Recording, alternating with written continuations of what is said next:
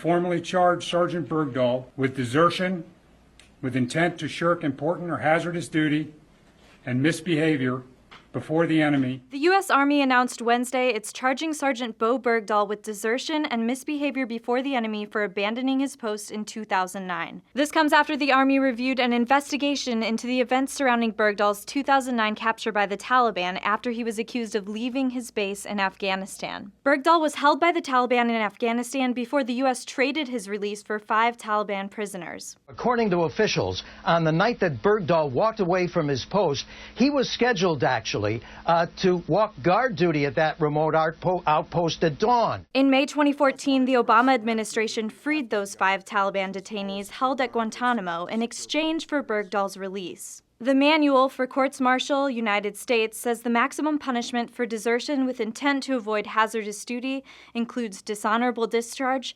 forfeiture of all pay and allowances, and confinement for 5 years. Misbehavior before the enemy by endangering the safety of a command, unit, or place carries a maximum potential penalty of a dishonorable discharge, reduction to the rank of E1, total forfeiture of all pay and allowances, and possible confinement for life. Bergdahl will now face a preliminary hearing similar to a civilian grand jury, which will be announced at a later date.